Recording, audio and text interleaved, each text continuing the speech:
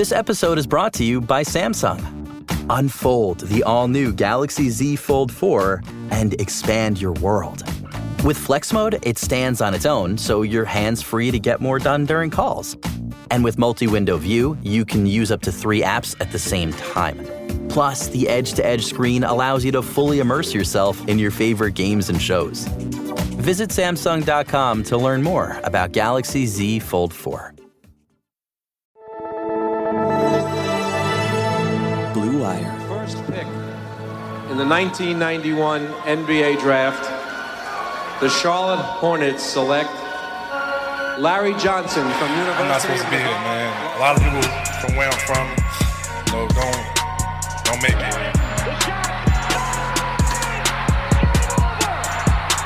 Charlotte, we're back. All right, welcome into another Buzz Beat podcast. This is Brian Geisinger. I will be joined by Lee. Richie is also here producing. No Spencer today. He's out. But with the NBA season coming up pretty quickly, like preseason games will be live a month from now. The regular season in 6 weeks. We were kind of just talking about the timeline on the horizon. I know this has not been the most eventful or positive of off seasons for the Charlotte Hornets. With that in mind, we're going to continue to have our eyes on the 2023 NBA draft. Lee and I have done a couple already previews looking ahead, mostly at college prospects, most of whom I would say are 2023 prospects. Maybe some are guys that project further down the line. But the player we're going to talk about today, as opposed to doing a handful of prospects, we're going to focus in on one guy because this is the type of prospect that deserves our full attention for a full episode. This is one of the best prospects for the 2023 draft. You could probably make a case that he is the best prospect for the 2023 draft, or, 1A, 1B, something along those lines. One of the best lead guard prospects that we have seen, I would say, in recent years. And that would be one Scoot Henderson, the 18-year-old out of Georgia, who is heading into his second season with the G League Ignite. Very excited to see what he looks like with the new cast of talent around him, a new schedule up ahead this season. But as someone who didn't see any of Scoot on the prep levels or on EYBL levels, just my first experience with him was his action with the Ignite last season. I came away very impressed. But before we fully dive into Scoot, Lee, how are you doing here? I'm great, man. We were also talking a little bit before the pod just about how, we've had kind of a different version of content coming out throughout the summer and the offseason, which I think has been cool. Richie's done some really nice stuff with former Hornets players like Eddie Robinson, and he had a podcast on Wednesday with Knicks Film School, talking some NBA offseason stuff. Me and Brian have been doing a lot of NBA draft, kind of looking ahead type stuff. And then we've also kind of sprinkled in, some fun, like random Hornet stuff as well. So it's been fun to kind of change gears a few different times this summer as we lead up to, basically 6 weeks from the season opener, obviously even less than that to the preseason opener.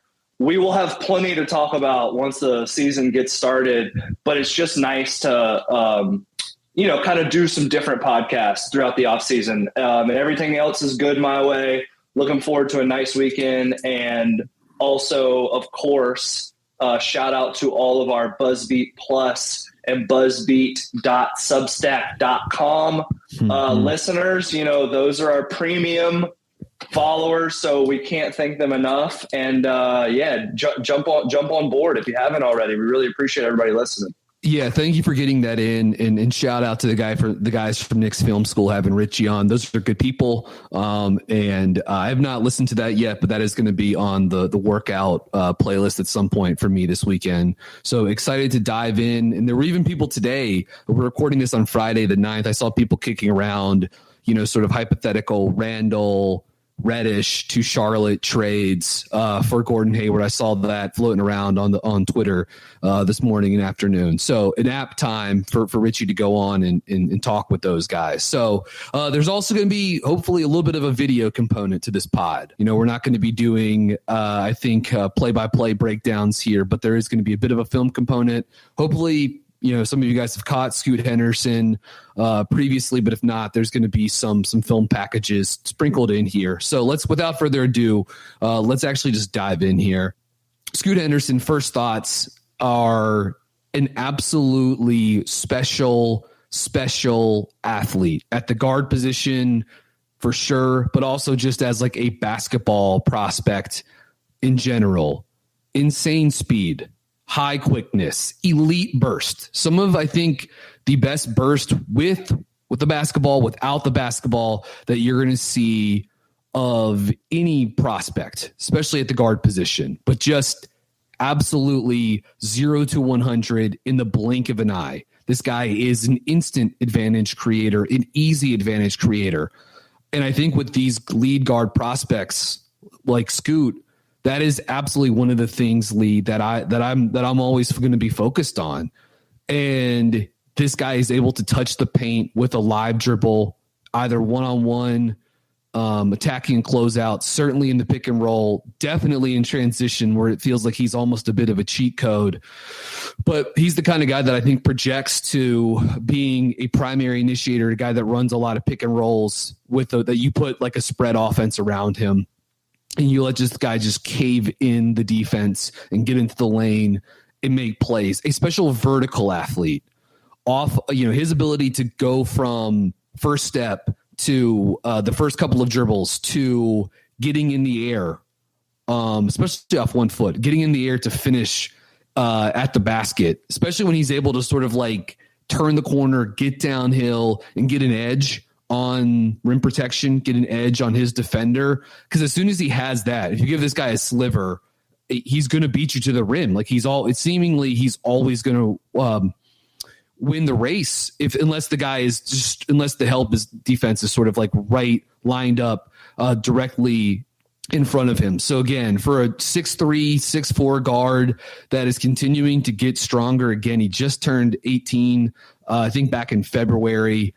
But a special athlete with his ability to get downhill, to get into the paint, the burst and the vertical pop. So just continuing maybe with this focus on his athleticism and maybe also initial first impressions. Lee, as you dove into Scoot film, either in advance of this pod or as you were watching maybe guys like Dyson Daniels or Jaden Hardy this past season with the G League Ignite or Marjan Beauchamp, what are some of your thoughts on Scoot initially, specific towards his athleticism and sort of maybe what you think of him and how that translates to the next level here?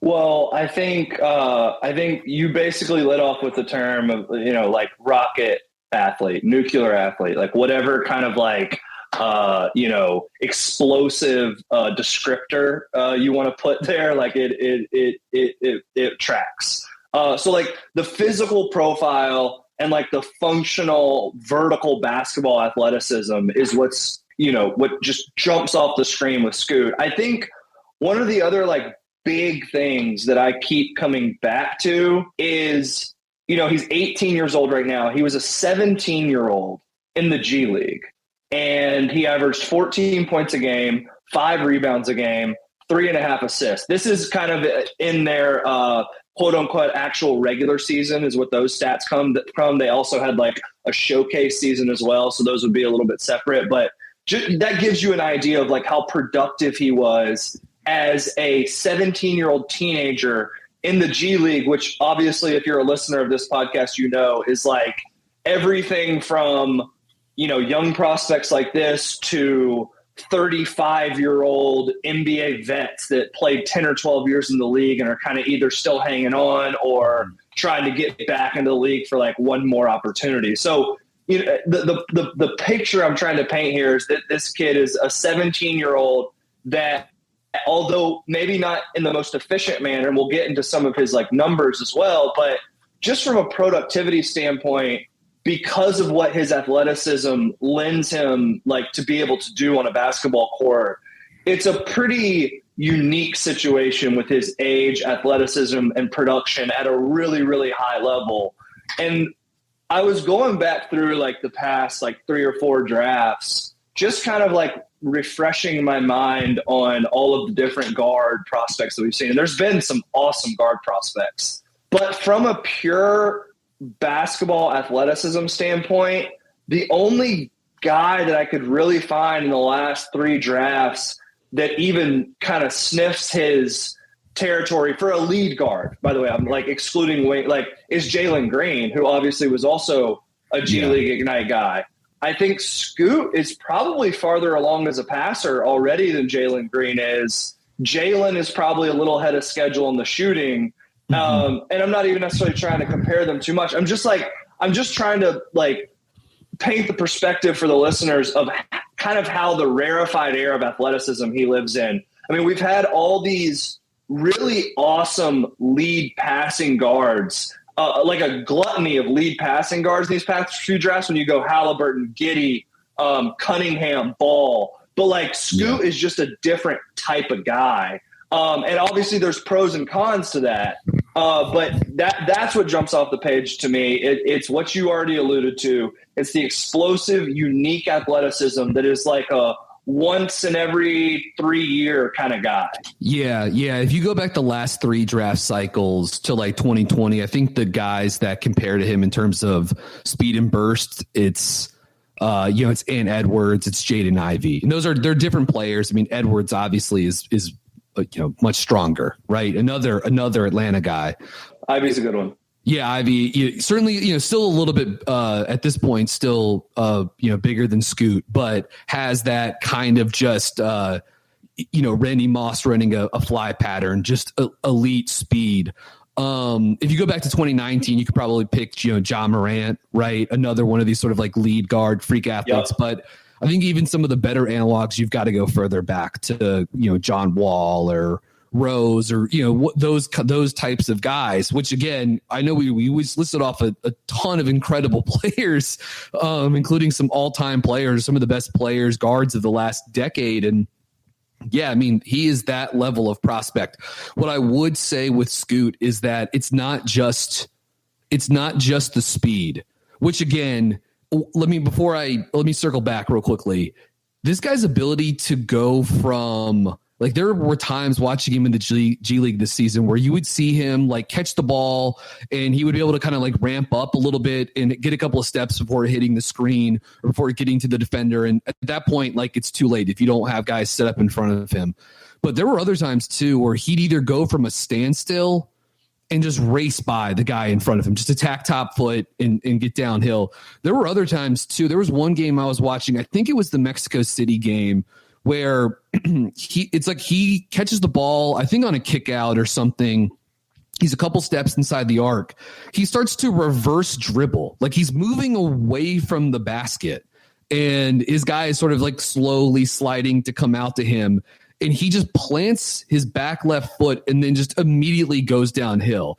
And just races by his guy and gets to the rim before the help defense can even get there. Just again, even when he's at seemingly a disadvantage, either there's guys that are in decent position or he's coming from a standstill or he's even literally moving away from the target. He's still able to flip the switch. And again, especially going to his right, his ability to just get into the paint, get to the rim, and finish with that really special vertical athleticism is just so impressive. It jumps off the screen every time you watch him. But what I would add, and I think it's an important part of his game, is that he's not just straight line burst. He has the ability to mix tempos. He has the ability to mix speeds, to mix direction, and you see him employ all of these things at a level that's pretty advanced. I would say his ability to actually like use skill, not just the downhill drive. Oh, there's a crease. Let me go fly in and attack this. His ability to cross over, the quick 1-2 dribble crossovers. We can talk about the handle more.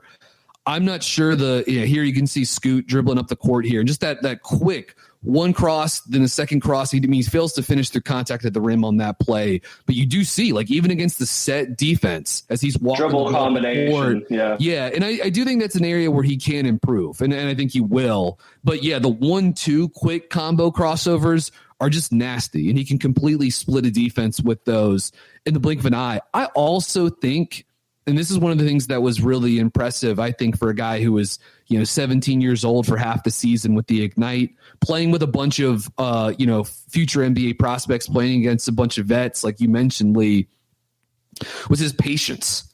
There is a genuine poise to this guy's game, his ability to snake pick and roll. That as soon as he turns the corner, it doesn't have to be a beeline to the rim. Like, he's willing to make moves, to show patience. If you just drop, if the screen defender, the opposing center just drops, he's very comfortable shooting off the dribble from the mid-range. So he's already giving you some mid-range scoring. And I think that is pretty impressive. I mean, we can talk about the shot because that's going to be a big deal for him and sort of is maybe the next big step.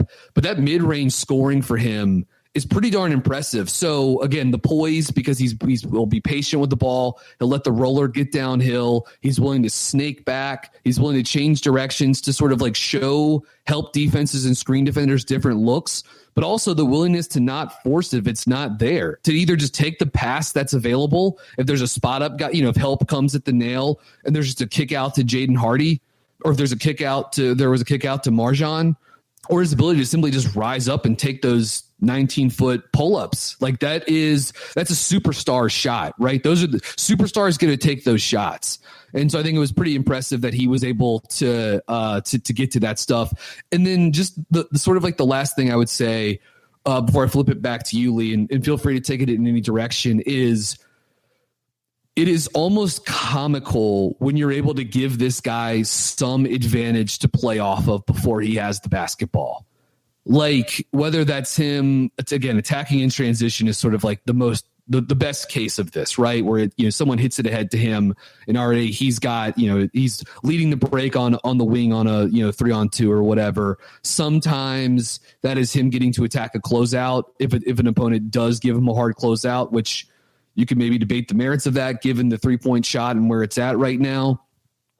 But also, like, when they would put him in action, when the G League Ignite would put him in action and, run him off of a screen into a dribble handoff and then let him turn the corner. And again, it's just, he's going to force help rotations, doing stuff like that. He's going to force guys to collapse into the paint. It's incredible how often this guy was able to get into the paint and bring 3-4 help defenders with him. He's going to create a ton of open kick out threes. It's obvious. It's in his game. And there's, again, the shot's going to have to come online to sort of like allow those things to fully flourish.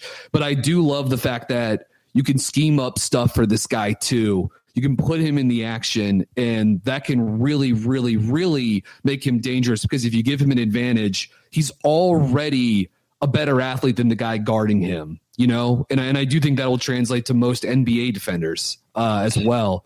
So anyways, Lee, we'll just flip it over to you in terms of Scoot. Any other thoughts in terms of on-ball offense with Scoot Henderson you'd like to get in here?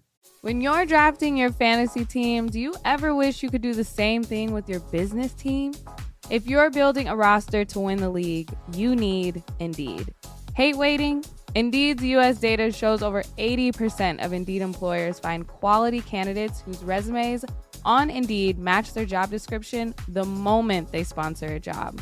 Something I love about Indeed is that it makes hiring super easy, like their instant match. Indeed does the hard work for you. Sponsor a job and boom, Instant Match shows you candidates whose resumes on Indeed fit your job description immediately after you post. With Instant Match, you can start hiring fast. Indeed knows that when you're doing everything for your company, you can't afford to overspend on hiring. Visit Indeed.com/Blue Wire to start hiring now. Just go to Indeed.com/Blue Wire. Indeed.com/Blue Wire. Terms and conditions apply. Cost per application pricing not available for everyone. Need to hire? You need Indeed.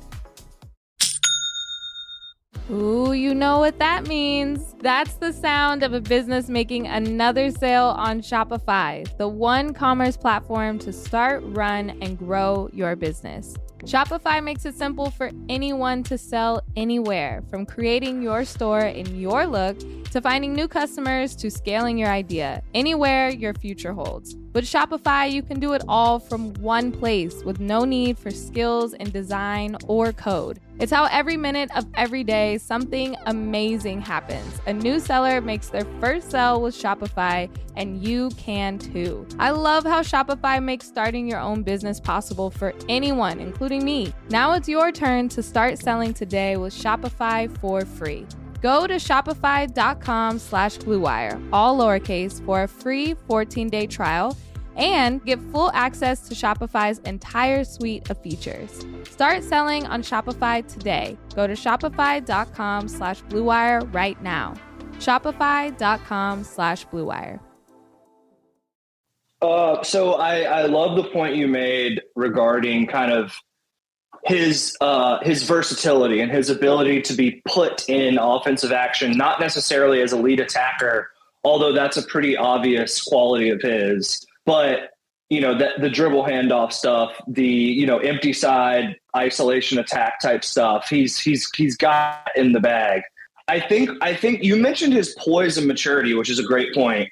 Obviously, he's still a young player. He's going to have his fair share of mistakes. But in terms of the way he kind of carries himself and the way he operates, it's such a positive indicator, in my opinion, because sometimes one of the hardest things to teach these advantage creation guards that are young is that when they beat their defender and they cause, defenses to contract and to rotate, like getting them to understand sometimes that they've already done their job and that they don't need to kind of continue pushing that and get to the rim for a difficult finish, that they've already done their job. They've created the advantage. They've made the defense contract and rotate and to find the open players. That's like a big step for young guards to make as they're trying to in their developmental arc. And he kind of already has that. You alluded to the decision-making, the maturity, and the poise. So his pick and roll ball handler numbers are really impressive. 0.987 points per possession per synergy, which is ridiculous. I mean, that's ridiculous. Yeah. That's 90th percentile in the G League. These are professional point guards. One point per possession is that's really good stuff, man.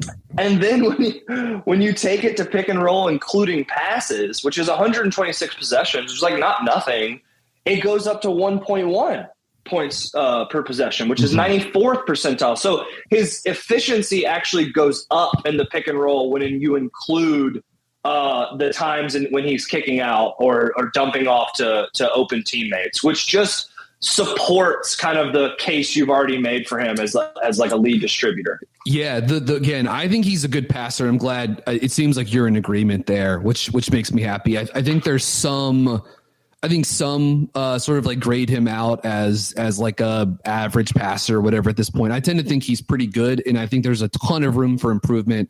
I think he can become more manipulative. I think he can become better at reading backline help coverages. I think he can become a better skip passer. But as far as it goes, getting into the paint and making lay down passes, he doesn't have tunnel vision. It's when he turns the corner, it's not just, oh, I got to get to the rim, which it is to an extent because he can do that. But part of that process is him always being cognizant of where the rim protection is and being very good at lay down passes with either hand, I would say, in relatively crafty fashion. And I think that stuff is very important for him because there are some issues, as good as he is finishing, there are some issues going through contact, so that I think Scoot possesses. However, those lay down passes are such a nice counter, right? Because if the 6'10" center is coming over to help and he gets him off his feet, Scoot's going to hit that lay down pass every time.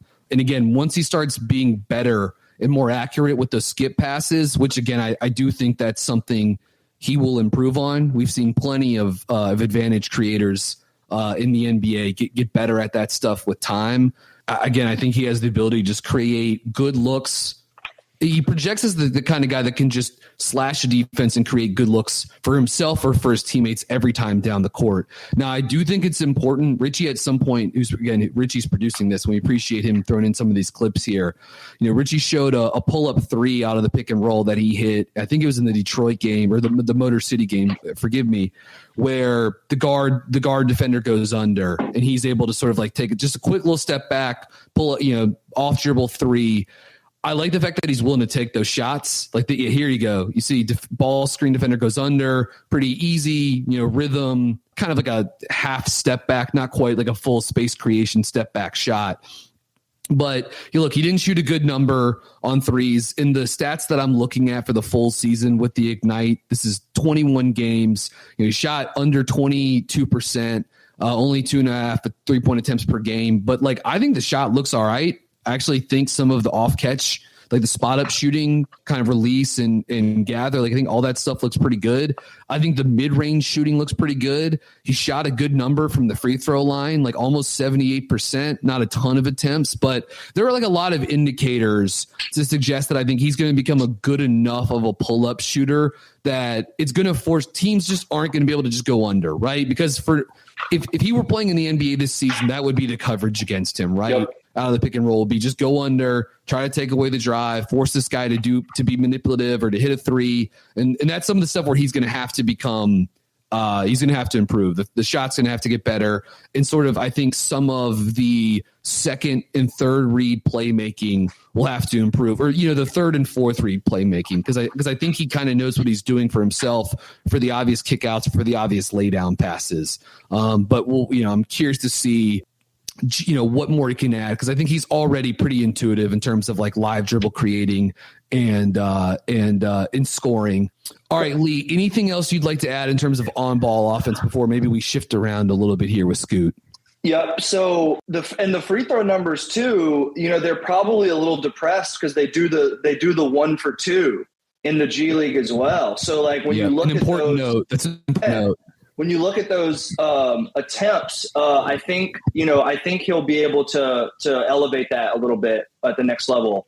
For sure. He's going to draw a ton of fouls. He's going to put pressure on the rim and he's going to draw contact. So I think that is a pretty good synopsis as far as kind of his on-ball half-court offense. If we could pivot a little bit, one kind of higher level, more macro thought I have about Scoot that I think is really interesting is obviously he's going to be playing his second year here for the G League Ignite.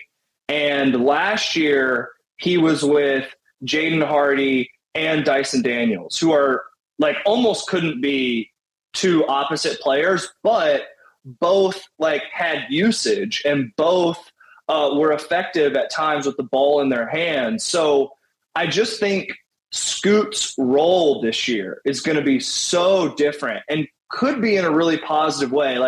He's going to be much more featured on the ball as a primary offensive engine with Hardy and Daniels gone. And, looking at kind of who they have coming in, Sharif O'Neal is a big, Leonard Miller is kind of a wing forward. That's a really exciting, because Miller as a forward can like create advantage too. I believe Sidi Sissoko is coming over from France. And the kid from Washington State, F.A. Abaji. I'm gonna totally butcher his name. But that's a good point, because they also use like Pooh Jeter as like the veteran that could give them some like on ball reps. So like, yeah, Scoot is going to get more on ball primary reps this season. He got plenty last season in the G League. Like they fed him that stuff. But your point is good. I think it's going to be an on ball diet that looks a little bit more like probably what he projects to in the NBA, right? As opposed to it being sort of a mix and him splitting like those primary reps, especially with Daniels and Hardy. I thought he and Hardy had like, by the end of the season, had like awesome chemistry together. And like, Hardy was playing great on his own and was like creating his own shots too, but there was plenty just like him being like, hey, if I just like space out on the wing while Scoot drives. Like, I'm gonna get good looks. I thought those guys did a nice job kind of playing off of one another in a way that kind of excited me a little bit, thinking like further down the road, if Scoot ever gets in the backcourt where there's like a dual ball handler component to it, cough, LaMelo, Charlotte, cough. So I thought that was interesting, especially because the aforementioned LaMelo Ball, pretty good spot up shooter, as we've discussed plenty of times on this pod. So we can maybe circle back to that at the end, but I do think Scoot is a guy that would fit very nicely on the Hornets going forward. Yeah, I'm a big fan. And I should also say, I mentioned the mid-range shooting this year. Scoot shot 49% on pull-up jumpers this season. That's not an effective number. That's just raw field goal percentage. But again, speaks to this guy's ability to be pretty dynamic and to be poised when he's seeing that drop coverage. In terms of some of that sort of like off-ball stuff, and I not only was I impressed with him like attacking closeouts, because again, he's like a cheat code in that type of situation, but his willingness to move without the basketball, to be a cutter, to be a guy that is willing to, whether he's prowling the baseline or it's an action that the G League Ignite has called up that is involving him to slice and get backdoor. Here, they're going to throw it to the elbow on this play, the quick drop pass, and then just to the rim in a flash. And again, it's just a guy that is willing to move without the basketball. This is another clip we're just playing on the highlight package here. Scoot grabbing an offensive rebound against Motor City. This is something that's going to come lower down the scouting report with Scoot, but I love his willingness to offensive rebound. Like, he is a hellacious offensive rebounder. Every time I would watch a G League Ignite game, this season, getting ready for the 2021 draft, or later on this summer, sort of like trying to zero in on Scoot a little bit more, it's hilarious as soon as he's in the game. Like, this dude, the first shot goes up by Hardy or someone else. Like, he's crashing the glass. And it is a hilarious time where you really get to see him. Maybe not hilarious isn't the right word. It is incredible to see him use that vertical leaping ability in these different roles, and to sort of lean into being a complementary player at times, and being a guy that you'll see a 6'11" guy camped under a defensive rebound, just like waiting for it to fall from the ceiling so they can grab it and go down on offense. And he'll come in from the opposite wing and jump high enough to snatch it before anyone taller than him can actually grab it. So just his ability to create not just extra possessions, but extra possessions that are sort of elevated in a way, right? Because he's probably not going to catch that offensive rebound and immediately go back up, but he can kick it out. So it's going to be a spot up three, or it's going to be a closeout to attack. I just think he did or he'll catch it, he'll reset, and then the defense is scrambled because his guy didn't box him out. So now all of a sudden the power forward is on Scoot Henderson. Well, he's going to drive right by that guy. So I just think he does a nice job hustling his way into just especially juicy sort of like extra possessions, with his willingness to not just move without the basketball, but also in this case to hit the offensive glass. So Lee, what are your thoughts on sort of his off-ball offense, or maybe some of the like, not intangible, that's not the right word here, but sort of like some of like the toolsier parts of his game without the basketball in the half court?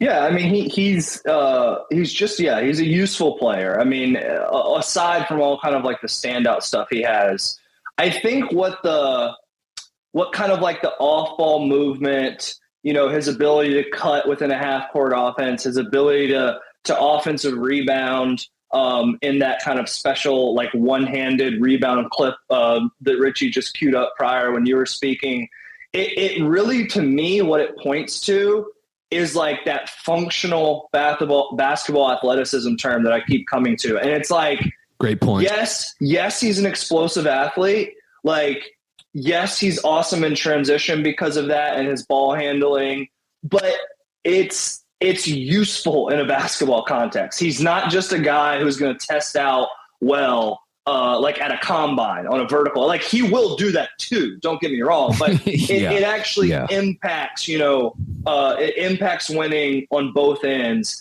because he is aware of how to employ that athleticism to do good things for his basketball team. So, all of those, like you said, kind of ancillary skills that his athleticism touches, it just points to the fact that he has like some know-how as a basketball player to like channel that athleticism in useful ways. Him making like Marcus Smart style, like winning plays on the, going for like an offensive rebound. I almost said that earlier when you're not on the on-ball defense, to be clear, where there are some problems.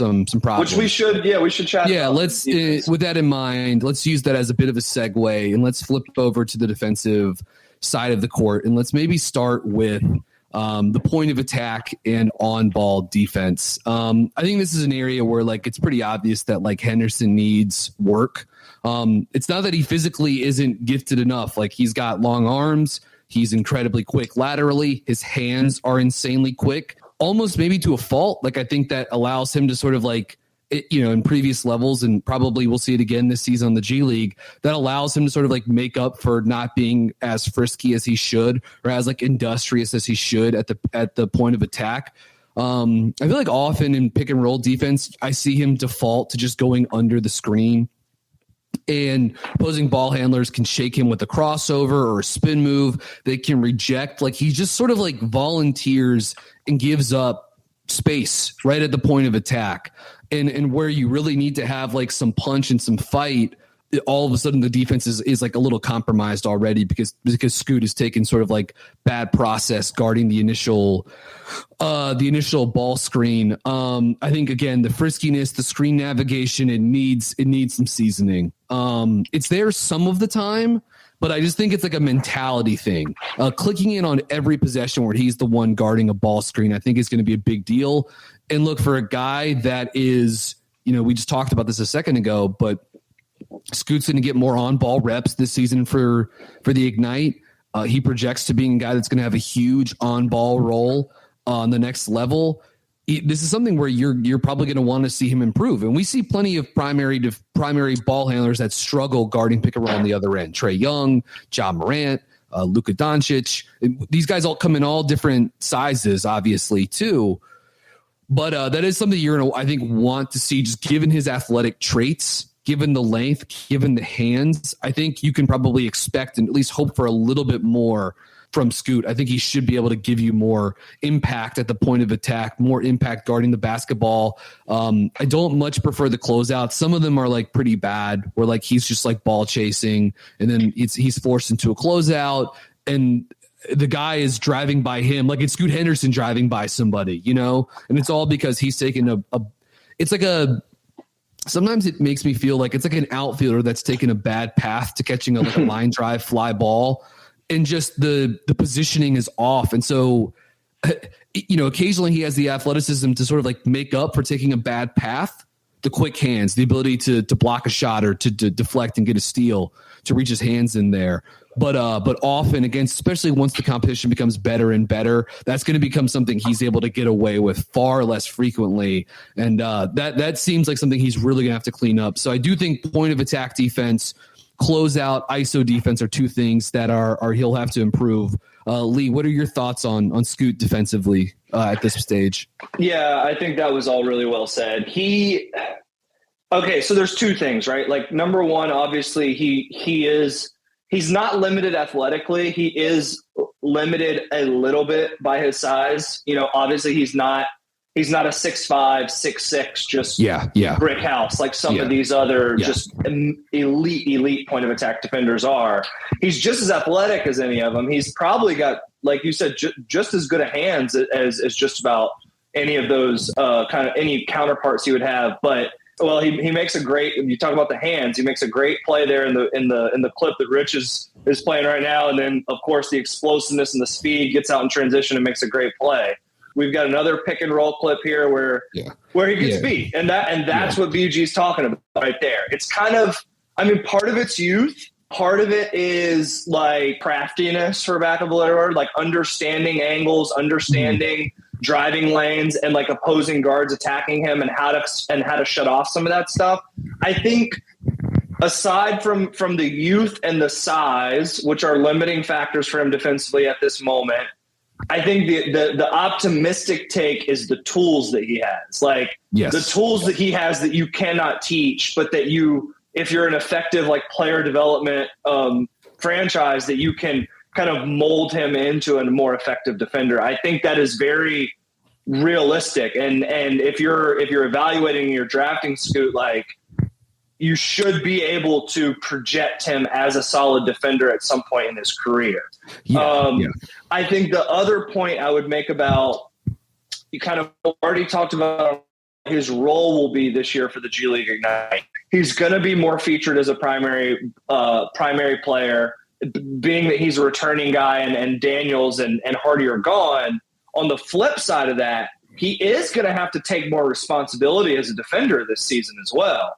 So Daniels is gone. Daniels is a fantastic primary defender, big time primary defender. Marjan's gone too, another good wingy defender too. Exactly. So and we'll see how some of these other kind of wing forward types can plug in. I would have a hard time projecting either of them as a good a defender as Daniels was. So I guess the point I'm trying to make is, I'm incredibly excited about the offensive load responsibility that he will have to take on and seeing what he does with that. I am also excited to evaluate the defensive load that he is going to need to take on to kind of showcase to NBA scouts that he truly is like a surefire top 5 prospect, which I think if you drafted today, he probably would be.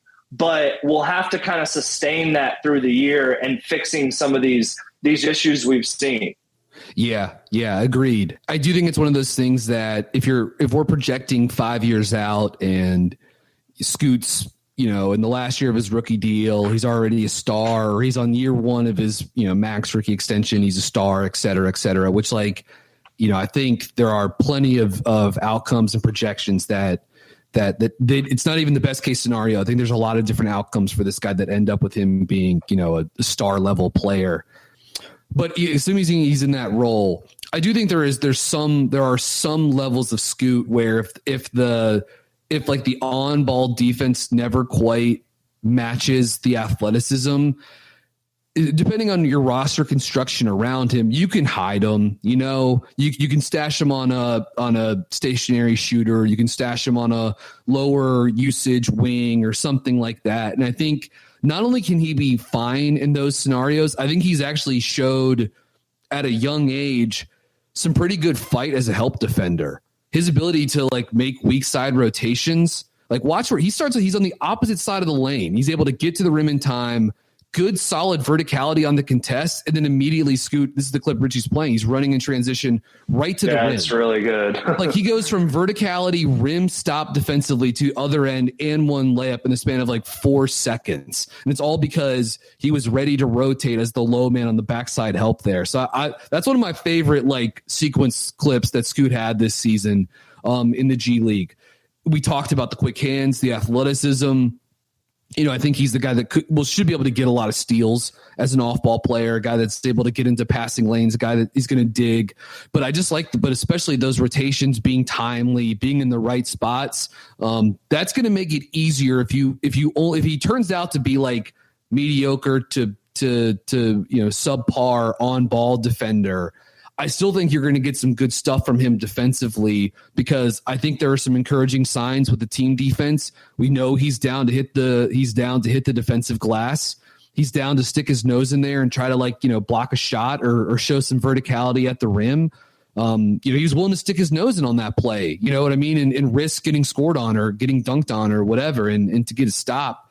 And obviously once he has the ball in transition, he's a lightning bolt to the rim on the other side. So I come away pretty low on the on-ball point of attack defense, pick and roll defense, but sort of encouraged knowing that there are some pathways to him being passable on the defensive side of the court, depending on roster construction and also depending on some sort of linear progression as a team defender, where he's not starting in the negative right now. I think he's already kind of capable in some of those capacities. So Lee, we're kind of getting close to the end here, but do you have any other thoughts on Scoot's team defense?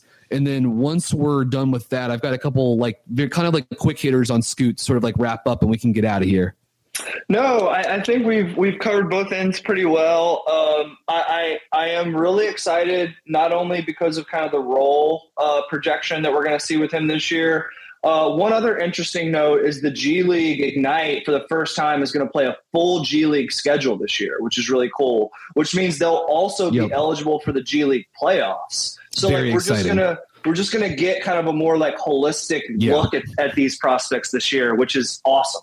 Yeah, exactly. Very, very cool. Glad. I mean, it felt like that was always in the cards, and they were sort of just like gonna, in part because the first year of the G League, took place, down in the bubble, and then this was sort of like the first year for them to like kind of see what the vision would look like without a full G League schedule. And I'm not surprised that we're getting to this point or getting back to this point. It makes a lot of sense. We also got the news break last week that along with the full G League schedule, in about a little under a month from now, like 4 weeks from now, I think initially it was Rafael Bartholomew had it, but then Jonathan Gavoni ended up also reporting it from ESPN, was that we were going to get 2 games with Scoot Henderson in the G League Ignite.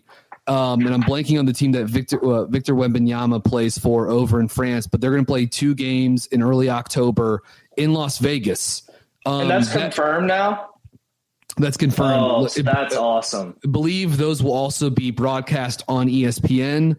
So that's going to be a lot of fun, assuming those guys are hopefully healthy and playing in those games. That's going to be really, really cool to see. And a unique, something that we haven't seen before. The one, number 1, number 2, I don't know, maybe you see Amen Thompson somewhere above those guys, but I think consensus, at least I need to see more of the Thompson twins to sort of like rate those guys. I've seen far more Wembanyama, and I've seen even more Scoot. So, but it's going to be awesome to see those guys going up against one another. And hopefully everyone stays healthy and we get to see 30 plus minutes in both those games of those guys being on the court at the same time. And, fingers crossed there are some splash plays that involve the 2 of them. So with that in mind, Lee, if I could, right now, if you had the number 1 pick in the 2023 draft, would you take Scoot Henderson or would you take Wembanyama?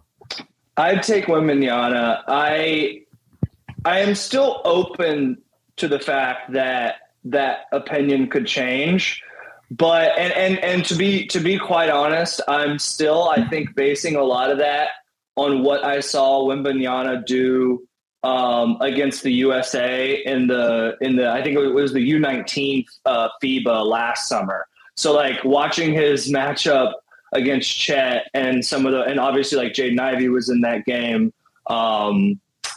He's just, and I'm like, of course we're going to do a Victor pod at some point over the next couple weeks before the season starts, and we will gush about them then. But if you haven't, like, just go watch some YouTube highlights of this kind of like 7'2", 7'4" now, 7'4" now. Just like he probably needs to stop growing, honestly. It's true. But in the story that Gavoni had last week, he had him at, I think, 7'4" with an 8-foot wingspan, or like just shy. It doesn't even look real. Like it looks like it's like crazy. Some computer generated deep fake or something. Yeah, the images of him standing next to Chet Holmgren or playing against Chet and him just being like noticeably taller and longer is pretty hilarious. And then also, I would like to circle back. Forgive me. It was Rafael Barlow who initially broke that story. So forgive me. I did want to make sure I got the name correct. But he scooped Jonathan Gavoni, and Gavoni had that like 4 days later, basically. But either way, it's good news. I'm very excited to see those 2 guys together. Last 2 things, very, very quickly. Wait, Brian, would you go Victor or would you go Scoot? Yes, I'd go Wembanyama, but it's close. It's close, and I'm excited to dig into more of the Thompson twins. And from what I've seen of guys like Kim Whitmore, who's going to be at Villanova as a freshman this year, Derek Whitehead, who's going to be at Duke. Of course, he's coming off foot surgery. Excited to see more of him. Nick Smith. Like, there are some very intriguing one-and-done guards and wings that are set to arrive on college campuses this year. Gigi Jackson, who will be at South Carolina after flipping from the first ever UNC decommit, who will be at South Carolina, reclassed into this grade, and will be at South Carolina. We'll talk about all these guys going on, but yeah, I'd go Wembanyama. at one, but man, Scoot is right there. Like, that's how impressive of a prospect as he is. Like, truly special athlete, special guard, lead guard prospect, and advantage creator. So last thing I would say, Lee, what do you think about I touched on this very briefly earlier on, but what do you think about, hypothetically, what would you think about the fit? Not even like you need to factor fit into these things. Like, if the Hornets have the number 2 pick and Scoot Henderson's there, you take Scoot Henderson, or maybe it's Amen Thompson. But like, what do you think about Scoot and LaMelo? Hypothetically, what do you think about that as a backcourt to build around? Hypothetically, theoretically, whatever you want to call it, it's not perfect, but I think it actually works. Like you already talked about, and we have talked about at length on this podcast, how LaMelo has been ahead of schedule as a shooter based on kind of like his pre-draft evaluation throughout his career, and continues to make some improvements there. I do really want to see Scoot like shoot it at a better clip this year from deep, of course. Yeah. And that's going to play into like not only his NBA evaluation, but will also play into kind of like the type of guard you would want him next to. But when you start talking about these two guys in transition, LaMelo by himself is already just kind of like, obviously like a one man break. And here's Scoot. I mean, you see some of the just powerful, unafraid, like above the rim. If you're not watching the video, Richie just played a video of Scoot running ahead in transition and 2-hand jamming on another grown man. I think it would be good. I mean, particularly if I think the one question with those would be, we still have questions about LaMelo's point of attack defense, right? So although I do believe that Scoot has the tools, the physical ability, and kind of the basketball instincts and know-how to become a good point of attack defender, we haven't seen it yet. So that would still be like a pretty big question mark, I think, particularly early in Scoot's career. So other than that, though, like the offensive fit, I think, is awesome. The transition kind of ball sharing, dynamic playmaking fit is like off the charts. And then it just becomes a question of how do they survive defensively against, the most prolific, like pick and roll, pull up shooting guard types in the NBA. Yeah, agreed. Because right now, like, I actually agree with pretty much everything you just said. In transition, it would be dynamic. There's no doubt. Insane. There's Pat Mahomes throwing to Tyreek Hill style. Yes, that's right. LaMelo's slinging it to Scoot Henderson. I also think in the half court, they actually complement one another pretty well, despite the fact that they're two guys that you think should always have the basketball. We've seen both of them play very well in like secondary roles, like not even like just like an off-ball secondary role, but like when the half-court action dictates that they need to be that LaMelo needs to be like a connector. Obviously, he can be an incredible connector. He's an unbelievable passer, but LaMelo's not a guy that is just like automatic rim pressure, automatic rim finishing. And we know Scoot has some issues finishing through contact and size at the rim. But he's absolutely a guy that projects to being someone who's going to get a lot of 2-point attempts off a live dribble in the paint, a lot of foul creation that way. So if that's a little bit of a weakness with LaMelo, well, then Scoot, that's a strength of his, right? And LaMelo is an excellent spot-up relocation shooter. Excellent. One of the best spot-up guys in the league this past season. And I believe 75% of his threes last year were assisted.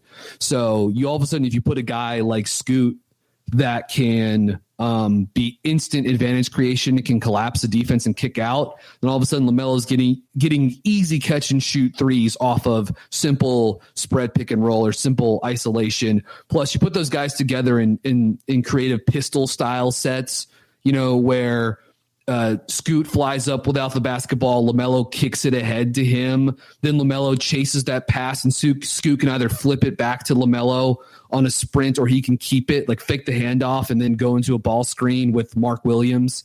Like all of a sudden you're seeing the makings of a really, really fun and dynamic half court double barrel, backcourt. And with those two guys, I still think there's more than enough possessions to get the requisite on ball usage and reps to keep everyone happy. And you can stagger minutes as well. Like, it's just like, I quite like the fit offensively. Defensively, you would need both those guys to continue to improve. And you would also need your third perimeter guy to probably be like a pretty low usage offensive player and also lockdown defender to be the guy that could really like take on the toughest perimeter assignments.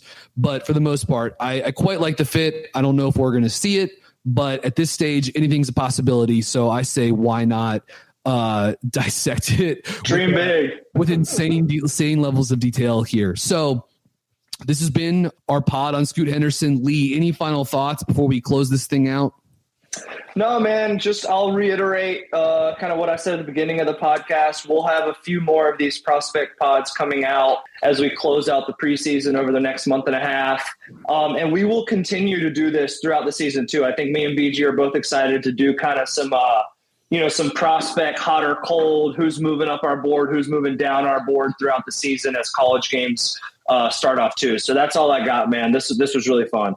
Yep. Absolutely. Enjoyed talking it. We'll definitely be talking more about Scoot throughout the season, but I'm glad we could finally get this thing out here. I can't wait to see him play this season in the G League. Would like to say quick thanks to Richie for producing and putting this together and splicing in some of these clips. If you didn't listen to it, make sure to check out the recording he did with the guys from Knicks Film School. Those are good people. That's another Blue Wire podcast. I'm going to be joining Samson Folk to talk Raptors and Hornets later this weekend, which I'm excited about. So we've got some more preseason content coming for you on the horizon, and including more draft coverage as well. So thank you for tuning in. Again, make sure to subscribe to BuzzBeat Plus, and we will see you next time. Go Hornets.